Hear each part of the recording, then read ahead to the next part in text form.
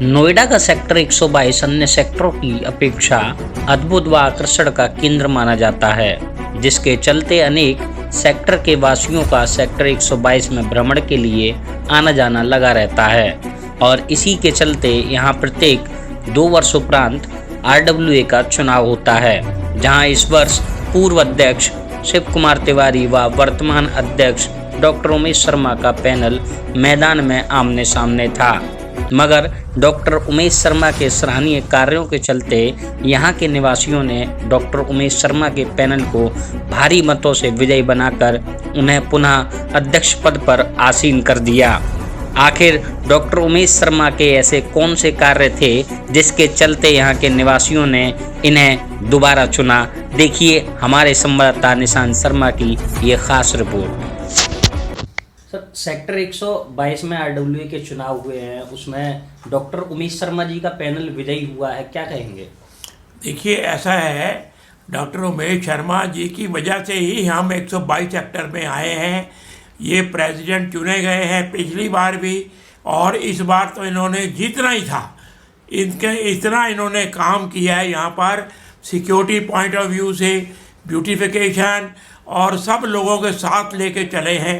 इसलिए लोग इनको मोदी ऑफ सेक्टर 122 कहते हैं। He is very popular as Modi of sector 122। और ये अब मुझे पूरी उम्मीद है कि इस बार भी बहुत बढ़िया काम करेंगे और सेक्टर वासियों का दिल जीत लेंगे। मैं B63 से परवीन मोंगा बोल रही हूँ।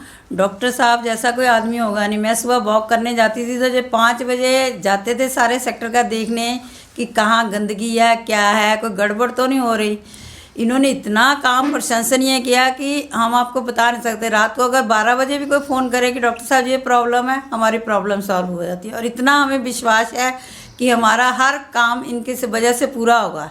इसलिए सब लोग इनको बहुत पसंद करते हैं। हम नहीं, जितने भी हमारे सेक्टर वासी हैं, इनका मार्वलस काम है। इसलिए सब लोग चाहते हैं कि अब जो है ना यही आए, इसलिए इनको चुना गया। क्योंकि पहले हमारा जो सेक्टर था बिल्कुल जीरो था, रोज़ चोरियां होती थी। अब जो चोरी, बिल्कुल शांति, किसी को छेड़छाड़ और सब हर तरफ से शांति है, शांति प्रिय। इन्होंने सेक्टर ऐसा बना दिया जैसे स्वर्ग में रहते हैं। हमें तो ऐसे लगता है कि हम तो इस कोठी को बेच रहे थे तो डॉक्टर साहब ने बोला कि नहीं बेचो। इनकी वजह से हम यहाँ आए और इतनी शांति प्रिय और आराम से रहते हैं। कोई प्रॉब्लम आए ऐसे फ़ोन करते हैं जैसे अपने भाई माँ बाप को कहते हैं कि ये प्रॉब्लम आ गई हमारी, सॉल्व करो, तो ये बिल्कुल वैसी तरह कर देते हैं।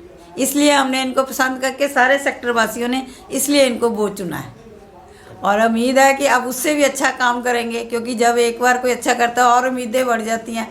अब हमें लग रहा है कि हमारा सेक्टर और ज़्यादा अच्छा बढ़ेगा। डॉक्टर साहब, सेक्टर 122 में जो है चुनाव हुए हैं, जो कि 16 जनवरी को हुए हैं, और उसमें 2 पैनल सेक्टर 122 में आपस में प्रतिद्वंदी के रूप में थे। एक आपका पैनल था डॉक्टर उमेश शर्मा के नाम से, और एक तिवारी जी का जो है पैनल था। जी। तो इस बार जो आपको सेक्टर वासियों ने जीत हासिल करवाई है, काफ़ी जो अंतर है वो काफ़ी बड़ा अंतर है, तो क्या कहेंगे? ये जो जीत है वो किसके जो है सर जाती है? अगर इस जीत को देखेंगे तो आपको मालूम होगा कि हमारा जो पैनल है इसमें जितने भी सदस्य हैं सेक्टर को अपना परिवार के रूप में देखते हैं। अगर परिवार को देखें तो एक परिवार को चलाने के लिए जो जो उपाय चाहिए उसको किया गया। हमने शुरू में जब 2 साल पहले आए तो 7S का कंसेप्ट दिया। एक मैनेजमेंट का थ्योरी है 7S, उसी को मैंने अपनाया और देखा कि सेक्टर को क्या क्या चाहिए। इसको 7 भागों में बांटा। पहला हुआ स्वच्छता, कि जब हम लोग आए तो ये देखा कि सेक्टर में इतनी गंदगी थी और करीब 1 महीने में 50 ट्रक कूड़ा यहाँ से निकाल करके बाहर फेंका गया। दूसरा हमने देखा कि स्वच्छता के बाद दूसरा था सुरक्षा। सुरक्षा में हर महीने में कहीं न कहीं चोरी होती थी, हर महीने में गाड़ियों की चोरी होती थी। उसके ऊपर हम लोगों ने ध्यान दिया, सिक्योरिटी को इम्प्रूव किया, गेट पास को बनवाया, फिर स्टिकर लगवाया, और ये सब उपाय करने से गाड़ियाँ की चोरी यहाँ पर रुक गई। दूसरा था कि यहाँ पर ट्रांसपेरेंसी नहीं थी। अब कम्युनिटी सेंटर है, उसकी बुकिंग हुई, लोगों को मालूम नहीं होता था। हम लोगों ने उसको पब्लिश करना स्टार्ट किया। दूसरा है कि हम लोगों ने ये देखा कि जो खर्चे होते हैं, हर आदमी के दिमाग में शक होता है कि मैं मेंटेनेंस चार्ज देता हूँ, उसका जो व्यवस्था है वो क्या है, कहाँ खर्च हो रहा है, इसका लोगों को अता पता नहीं चलता था। हमने हर 3 महीने पर उसका ब्यौरा ग्रुप में देना स्टार्ट किया, तो इससे लोगों का जो विश्वास है, पारदर्शिता हम लोग का इंक्रीज हुआ। उसके बाद हमने देखा कि जो कागजात वगैरह थे यहाँ का संगठित नहीं थे। सो जो तीसरा मेरा था कि संगठित करना। अब जो काम होते थे पहले वो घर से होते थे। हमने यहाँ का जो ऑफिस है RW का, उसको सशक्त किया। लोग हमारे जो स्टाफ थे, ट्रेजरर, सर ट्रेजरर, वो लोग वहाँ पर बैठना स्टार्ट किए, तो लोगों में विश्वास और हम लोग को बढ़ता गया। चौथा आप देखते होंगे कि जब आप सेक्टर में इंटर करें तो देखते के साथ लोग मोहित हो जाते हैं कि वाह क्या सेक्टर है। हुआ क्या कि सौंदर्यता पर हम लोगों ने ध्यान दिया। गोल चक्कर जो यहाँ का मेन सेंट्रल पार्क है, वहाँ पर चारों ओर विज्ञापन से भरे पड़े थे, उसे हटा करके उसको पेंटिंग करवाया, उसके ऊपर पेंटिंग हुई। इसके अलावे आप पार्क में जाएंगे तो देखेंगे कि तिरंगा लाइट लगवाया, जितने भी स्ट्रीट लाइट थे वहाँ पर उसके ऊपर तिरंगा लाइट लगवाया।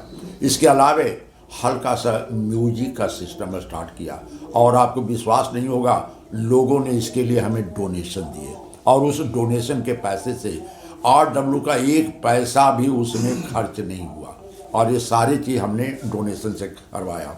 इसके अलावे किसी भी आदमी को कोई सहायता चाहिए, जैसे बिजली का बिल का प्रॉब्लम है, पानी का बिल का प्रॉब्लम है, स्कूल में एडमिशन का प्रॉब्लम है, हॉस्पिटल का प्रॉब्लम है, कोई आदमी बीमार है तो उनको सेवा करना, तो एक सहायक के रूप में हम लोग उठे। इसके अलावा सामंजस्य स्थापित किया। जितने भी रिलीजियस फंक्शन होते हैं उसको हम लोगों ने स्टार्ट किया। जैसे अभी हाल में देखा होगा कि लोहड़ी का पर्व था, तो लोग अलग अलग अपना अपना घर में उसे मनाते थे, हम लोगों ने उसको सामूहिक रूप से कर दिया। तो इस ढंग से 7S का जो कंसेप्ट दिया वो काफ़ी अच्छा रहा। आप जब से हम लोग आए उस समय से कोरोना स्टार्ट हुआ। हमारा इलेक्शन जनवरी में हुआ, चार्ज हमें फरवरी में मिला, और कोरोना उस समय से डिक्लेयर हो गया। तो कोरोना में कोई भी घर ऐसा नहीं है जहाँ पर सैनिटाइजेशन नहीं करवाया, रोड के ऊपर सैनिटाइजेशन नहीं हुआ। किसी आदमी को पर्सनल हेल्प चाहिए, ऐसे कि खाने का प्रबंध, फल का प्रबंध, दवाइयों का प्रबंध, ये सब घर घर में किया बिना अपनी परवाह किए। एक मेरी आदत है कि मैं 4 से 5 बजे के बीच में उठ करके तैयार हो करके सेक्टर का एक चक्कर लगाता हूँ। अगर कहीं पर कोई समस्या, जैसे पानी लीक है, स्ट्रीट लाइट का प्रॉब्लम है, तो उसको मैं नोट कर लेता हूँ और उसके ऊपर एक्शन लेता हूँ। पहले स्ट्रीट लाइट अगर फ्यूज होती थी तो 10 दिन 15 दिन समय लगता था। अब हम लोगों ने इंश्योर किया कि 24 घंटे में ये चीज़ ठीक होनी चाहिए।